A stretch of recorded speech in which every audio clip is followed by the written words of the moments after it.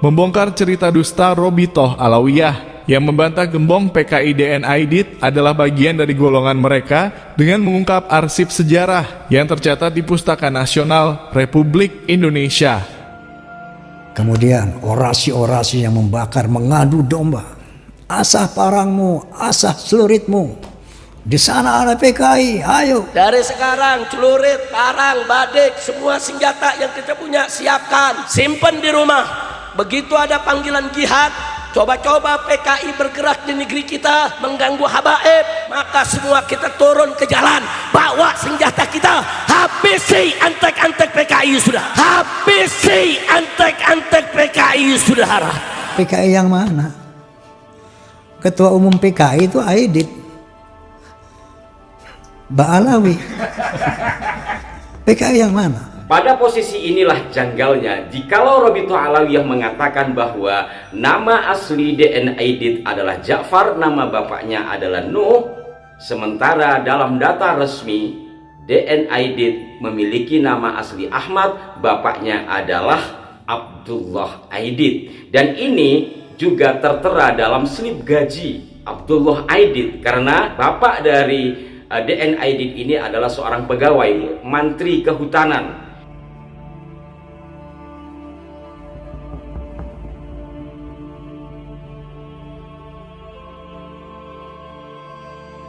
Bukan klan Ba'alwi namanya kalau tidak licik sifat serta perangainya. Jika ada tokoh-tokoh besar yang perjuangannya sangat dihargai dan bahkan dikenang sepanjang masa oleh masyarakat Nusantara, golongan mereka sangat antusias untuk mengklaim dibuatkan riwayat serta silsilah palsu tentang sang tokoh tersebut, yang mana silsilahnya juga disambungkan kepada klan mereka. Kemudian disebarluaskanlah cerita serta silsilah dusta tersebut kepada umat Islam bangsa Nusantara. Pangeran Diponegoro yang merupakan putra dari Sri Sultan Hamengkubuwono III diklaim sebagai orang Yaman, bahkan dari dua marga sekaligus, yakni Ba'abud dan bin Yahya. Imam Bonjol keturunan Sultan Minangkabau yang dalam manuskrip masih zuriat Sunan Giri diklaim oleh mereka sebagai Ba'alwi dari marga bin Syahab. Kemudian KRT Sumodiningrat, Panglima Perang Kesultanan Jogja, putra dari Tumenggung Jayaningrat yang masih berdarah Majapahit, diklaim sebagai orang Yaman, moyangnya Lutfi bin Yahya. Dan bahkan tak sampai di situ saja, seluruh wali songo penyebar agama Islam di Nusantara pun diklaim berasal dari golongan mereka, yang tentu saja jika kita memiliki akal yang cerdas untuk membaca fenomena itu semua. Apa yang mereka lakukan jelas tujuannya adalah agar golongan mereka diakui sebagai golongan yang paling berjasa, sebab orang-orang dari golongan merekalah yang telah menegakkan peradaban di bumi Nusantara. Namun ironisnya, ketika tokoh-tokoh besar Nusantara yang sama sekali tidak ada sangkut pautnya dengan golongan mereka, sangat gencar mereka klaim sebagai bagian dari golongannya. Justru orang-orang yang benar-benar berasal dari golongan mereka, tapi memiliki sejarah kelam menjadi pimpinan pemberontak dan membantai para ulama pribumi Nusantara. Golongan mereka sangat keras untuk menutupi itu semua, menafikan bahwa dia adalah bagian dari klan mereka, hingga dibuatkan riwayat serta silsilah palsu tentang dia agar orang tersebut tidak dikaitkan lagi dengan golongannya. Dan inilah yang akan kita bongkar semuanya. Kejanggalan riwayat serta silsilah palsu DN Aidit versi Robitoh Alawiyah yang sangat bertolak belakang dengan arsip nasional tentang riwayat DN Aidit sesungguhnya.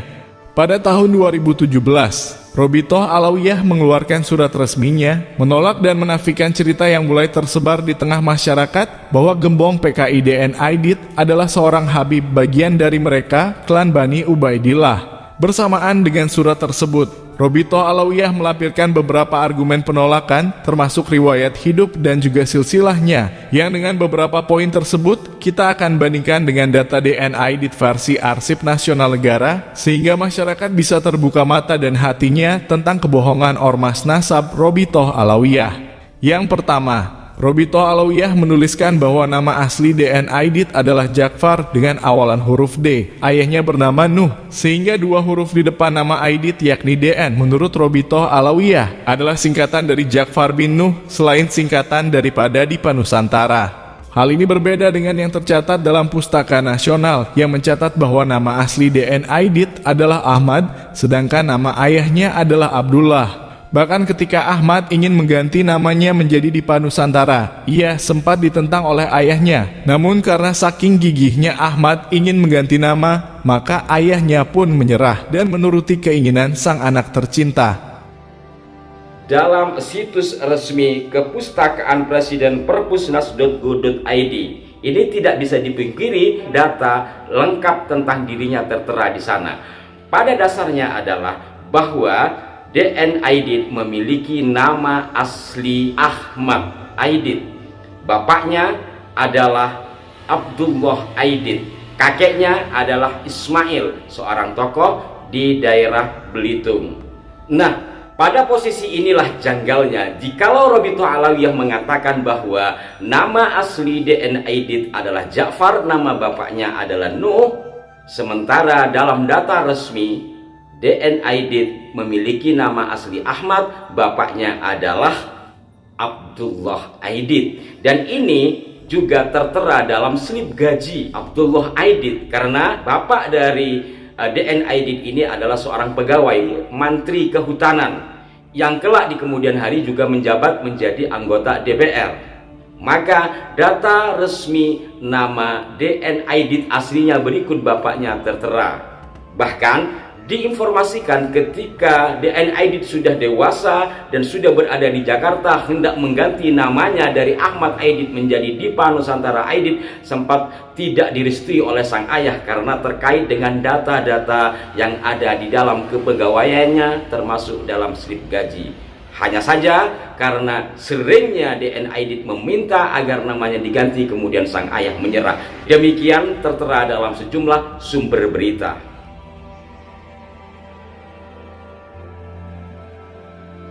Nama asli DN Aidit dan juga nama ayahnya yang dibuat-buat oleh Ormas Nasab Robitoh Alawiyah, bisa kita lihat sendiri bahwa itu sangat jauh berbeda dengan data aslinya yang tercatat dalam pustaka resmi negara. Kejanggalan kedua, riwayat hidup DN Aidit dan juga asal-usulnya. Diceritakan oleh Robitoh Alawiyah bahwa kakek tiri DN Aidit adalah seorang saudagar yang berhijrah ke Palembang, Sumatera Selatan. Sementara data resminya, DN Aidit lahir di Belitung tahun 1923 dan keluarganya memang pendatang tapi berasal dari Sumatera Barat, bukan dari Sumatera Selatan seperti yang diceritakan oleh Robitoh Alawiyah. Ormas Nasab tersebut juga menceritakan bahwa ayah DN Aidit wafat ketika ia belum dewasa. Kemudian Aidit kecil diboyong dan diasuh oleh bibinya di Jakarta. Sementara data resminya, ayah DN Aidit yakni Abdullah Aidit masih hidup ketika ia pindah ke Jakarta karena berbagai sumber sejarah menyebutkan bahwa sang ayah sendirilah yang meminta DN Aidit untuk bersekolah di MHS ketika ia sudah di Jakarta. Yang kedua adalah kejanggalan kisah latar belakang perpindahan. Kalau menurut Robitoh Alawiyah, kakek tiri DN Aidit, seorang saudagar yang bermarga Aidit, itu berhijrah ke Palembang, Sumatera Selatan.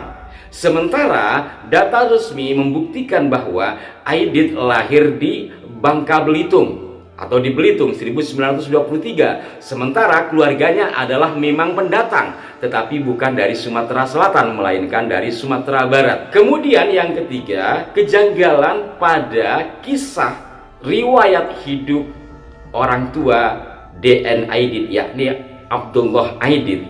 Menurut Robitoh Alawiyah, kedua orang tua DN Aidit wafat, kemudian ia diasuh oleh bibinya di Jakarta. Kata diasuh ini kan menunjukkan DN Aidit masih kecil atau mungkin masih usia SD atau mungkin juga bolehlah SMP gitu ya.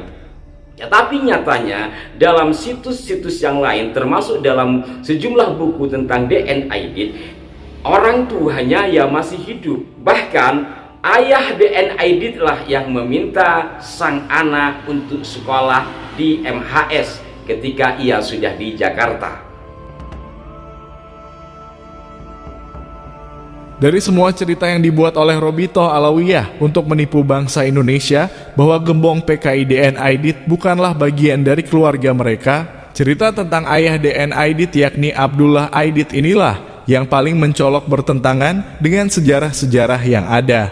Ayah DN Aidit diceritakan sudah meninggal ketika Aidit kecil belum dewasa. Sementara jika kita mau menelusuri sejarah, terutama ketika proses penangkapan gembong PKI tersebut oleh Angkatan Darat Indonesia, di sana kita akan menemukan fakta bahwa ketika Angkatan Darat menyerbu rumah DN Aidit pasca tragedi berdarah, Angkatan Darat tidak menemukan Aidit di rumahnya dan hanya menemukan ayahnya yakni Abdullah Aidit yang sedang mengurusi cucu-cucunya selama DN Aidit menghilang pergi dari rumah. Abdullah Aidit pun sempat ditangkap oleh Angkatan Darat yang kemudian oleh bantuan Perdana Menteri Khairul Saleh, ia kemudian dibebaskan dan pulang ke Belitung hingga akhirnya ia meninggal pada tahun 1969 di rumahnya. Ini adalah bukti nyata bahwa Robitoh Alawiyah telah berdusta, memalsukan sejarah tentang DN Aidit yang sebenarnya agar bangsa Indonesia tertipu dan tidak tahu bahwa pimpinan PKI yang telah membantai para jenderal dan para kiai kita adalah orang dari golongan mereka kaum Habib keturunan Ubaidillah, si cucu palsu Rasulillah. Dan jika penjelasan segamblang ini masih tidak bisa difahami oleh kalian budak-budak Bani Ubaidillah, maka tanyakan kepada hati nurani kalian semua. Ketika majikan kalian koar-koar tentang PKI di mana-mana, tanyakan kepada hati kalian ada berapa Habib korban pembantaian PKI pada masa tersebut dan mengapa korban yang tak terhitung jumlahnya adalah para kiai kita, ulamanya bangsa pribumi Nusantara.